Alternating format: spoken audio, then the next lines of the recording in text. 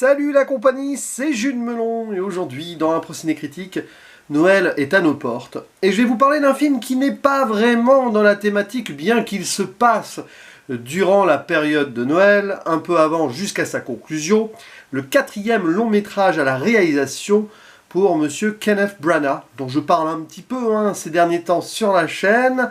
J'ai évoqué son Peter's Friends et avec l'ami Vivien sans Frankenstein. J'ai volontairement zappé jusqu'ici ces adaptations shakespeariennes, mais ici c'est un petit peu le cas quand même, indirectement. C'est assez méta sur la conception d'une pièce de Shakespeare, enfin la mise en scène d'une version, on peut dire, un peu différente, à travers donc ce Au beau milieu de l'hiver, ou en version originale, In the Bleak Midwinter. Kenneth Branagh ne joue pas dans ce film, c'est assez rare à l'époque. Par contre, il met en scène des actrices et des acteurs qu'il a eu avant, ou qu'il aura surtout après. Bon, il y en a un qu'il connaissait déjà très bien, c'est Richard Briers. Donc, je crois qu'il avait fait à peu près tous les films précédents de Monsieur Kenneth Branagh. On retrouve John Collins, et oui, Madame Dynasty, qui interprète une agent d'acteur qui porte un nom d'une dame qui a vraiment existé. Alors je ne sais pas si c'est un hommage, un règlement de compte ou pas. Mais le rôle principal, quelque part, a été confié à un certain Michael Maloney, qui joue Joe Harper, donc cet acteur qui va mettre en scène Hamlet, et qui sera dans le Hamlet de Branagh l'année d'après, puisqu'en 96, il va vraiment faire son cinéma adaptation totalement fidèle, plus de 3 heures et tout. Bon, il ne jouera pas Hamlet. Là, dans cette histoire, il est censé jouer Hamlet. Et on va reconnaître quelques actrices et acteurs ici ou là, qui seront pas mal plus tard d'ailleurs dans Hamlet. Nicholas Farrell, Jared Horan.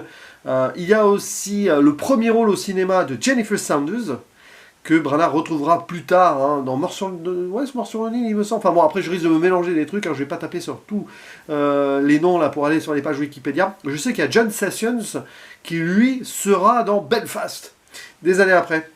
Belfast, un film très autobiographique pour Kenneth Branagh, un peu en noir et blanc quand même. Là c'est totalement en noir et blanc. Tiens, d'ailleurs il y a aussi une apparition de Patrick Doyle en caméo, mais il ne fait pas la composition musicale. Bon, il y a tous ses amis, sa troupe, sa famille d'acteurs et d'artistes autour de lui, parce que Kenneth Branagh, c'est ça, c'est sa vie.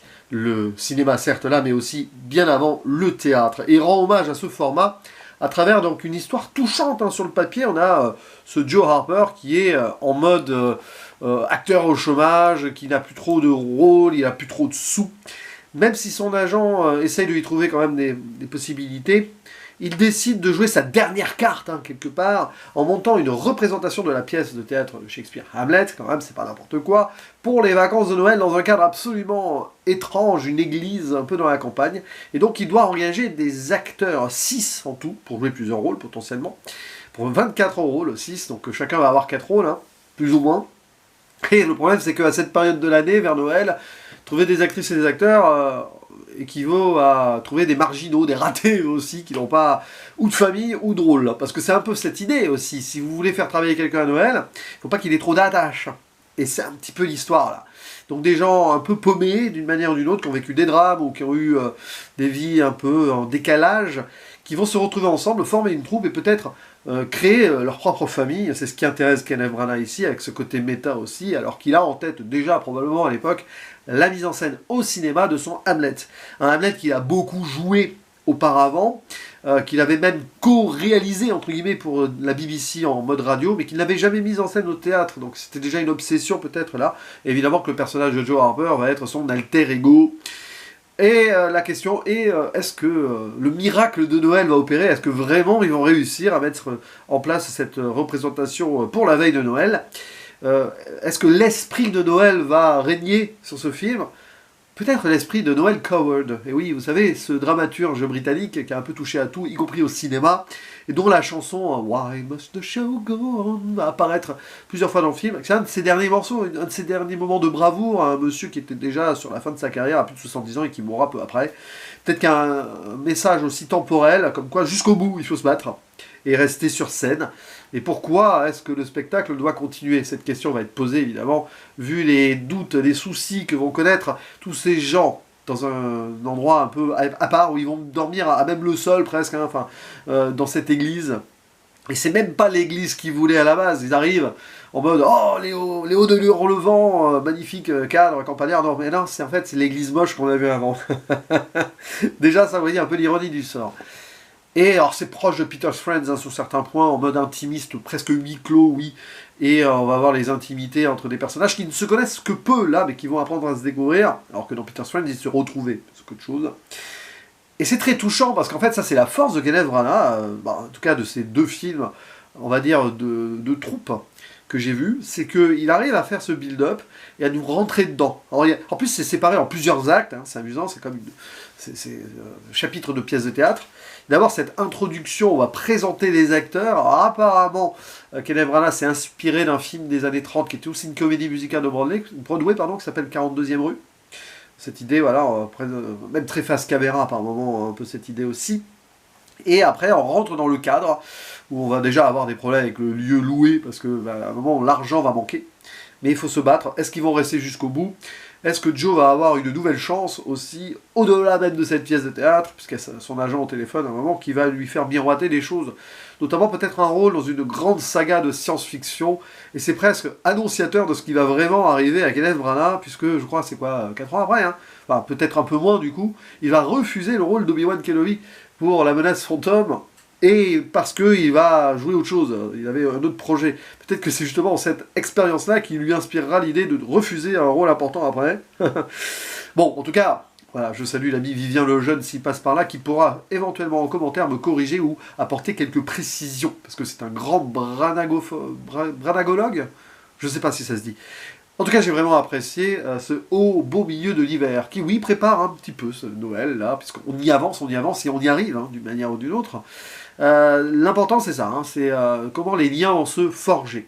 Des gens qui ont des problèmes de famille, on a des personnages très touchants, pas touchants, même s'il y en a un qui déteste quand les spectateurs toussent lorsqu'ils jouent sur scène, c'est très amusant ça. Oui, il y a plein de petits trucs, alors c'est très bavard. Peut-être petites anecdotes, plein de petites blagues, un petit peu olé olé, sous la ceinture aussi des fois. Parce qu'ils n'ont pas la langue dans leur poche, hein, ces acteurs, ces actrices. Il y a ce personnage donc du comédien homosexuel qui a un arc très, très marqué et marquant. Déjà avec son compagnon de chambre, les deux vont finir par s'apprécier. Et parce qu'il a eu aussi quelque chose au niveau de la famille, je ne vais pas entrer dans les détails, qui, bah oui, ça fait un peu, ça touche au cœur. Donc du coup, on se demande si un certain miracle de Noël va arriver, si la pièce arrive au bout et s'il y a des spectateurs qui débarquent. Je reste vague, mais il y a cette idée quand même. On est un peu dans cette mouvance, arrivé à un moment en mode Love Actually, sorti l'année d'avant, qui arrivera aussi à avoir une sorte de représentation quasi Noël, mais plus avec des enfants pour le coup. Bon, il n'y a aucun lien, je pense, mais je ne sais pas si Kenneth Branagh s'est senti connecté avec cette œuvre assez connue quand même du cinéma britannique. Mais bon. Et donc voilà, c'est ces liens. Bon, bah, y a aussi le personnage, alors je sais plus si c'est Nina son prénom, parce que là, bon, les prénoms peuvent m'échapper, qui a connu un deuil, elle, très proche, parce que c'est son époux, qui est mort comme le Christ à 33 ans, et donc il va y avoir un rapprochement avec Joe, et plein de petites choses à droite et à gauche. Hein, là, il y a un moment, il y a un qui a un rapport avec sa mère, mais c'est compliqué. C'est des gens qui ont des problèmes de famille, ou qui ont connu des pertes, et qui ensemble donc vont créer leur lien. Et ça, c'est bien, parce que c'est un petit peu l'idée hein, de la troupe de théâtre. À un moment, ça devient vraiment cette recomposition de liens proches. Et c'est, je pense, que Kenneth Branagh a voulu faire ici pour montrer aux gens que le théâtre peut être éternel, même si c'est un peu désuet. D'ailleurs, comme Shakespeare, hein, ses personnages le disent. Lui-même ne le pense pas, mais il a conscience que peut-être pour les spectateurs, c'est le cas. Il veut pas forcément moderniser non plus. Il veut recentrer dans la réalité les possibilités d'émotion et de montrer aux gens comment, ici dans un métafilm théâtral, ces actrices et acteurs, ces comédiennes, comédiens, donnent de tout d'eux, parfois de leurs émotions propres, et ils sont à fond dans les répétitions, le filage, tout ce que vous voulez, pour produire ce spectacle-là. C'est comme s'ils voulaient montrer en fait l'envers du décor, et donner envie aux gens d'aller voir ces pièces de théâtre. Bon, même s'il peut y avoir des mises en scène modernisées, ici avec la décoratrice Fadge, là, un peu New Age, pourquoi pas. On fait impliquer le public potentiellement, enfin il y a des idées intéressantes là-dessus. Mais l'idée c'est montrer voilà, cette intemporalité. D'ailleurs, dans cette approche cinématographique, Kenneth Branagh joue le jeu. Il ne va pas tenter de rendre le truc cool. Il veut donc décupler les émotions. Et dans sa mise en scène, il choisit vraiment un cadre très intimiste, déjà avec ce noir et blanc.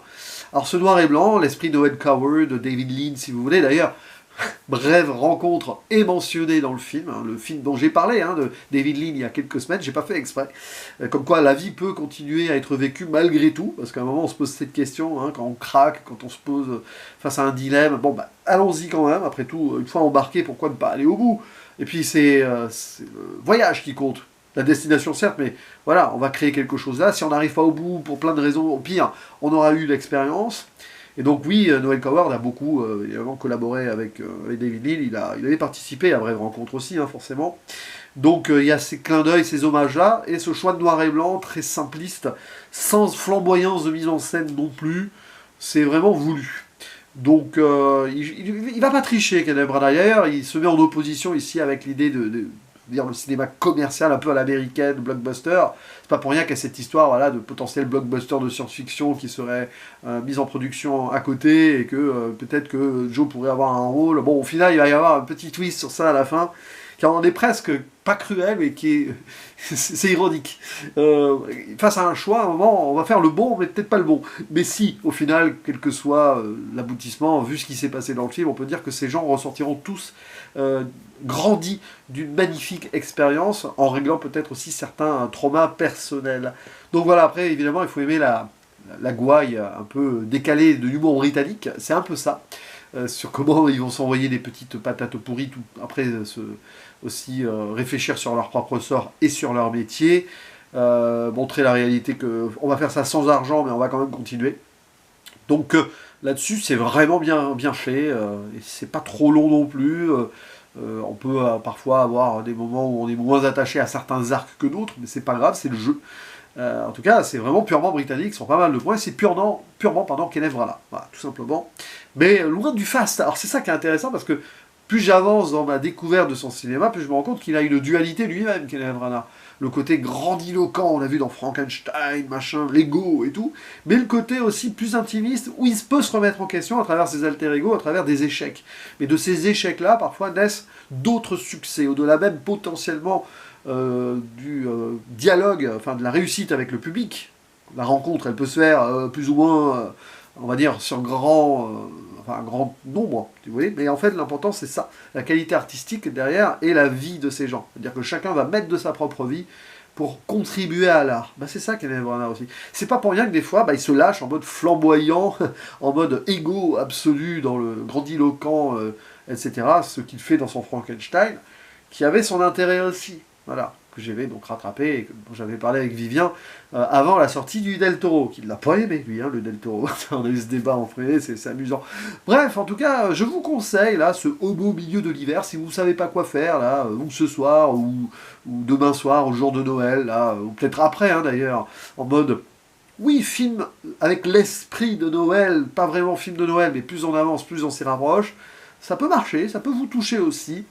Et si vous-même vous avez des problèmes familiaux, mais que vous avez des amis autour de vous, ou des troupes pour plein de projets artistiques par exemple, c'est quelque part un peu inspirant. Et au final, on ne choisit pas ses parents, on ne choisit pas sa famille, chanter Maxime Le Forestier, mais au moins ses amis et les gens avec qui on collabore, on peut les choisir pour créer quelque chose de fort, peut-être même parfois de tout aussi fort, même si différent, que les liens de sang. Allez, sur cette conclusion, je vous dis merci d'avance pour vos commentaires, de bonnes fêtes de Noël, là, si vous les préparez, si vous avez déjà plus ou moins commencé en famille. Il y aura des vidéos spéciales Noël pures, avec 2 films de Noël très différents. Normalement, si tout va bien, là, au moment où je fais cette vidéo, j'ai rien tourné, j'ai rien vu, mais on sait jamais. Mais oui, le 24-25, il y aura quelque chose, bien sûr. Mais en attendant, je vous dis à la prochaine. Ciao!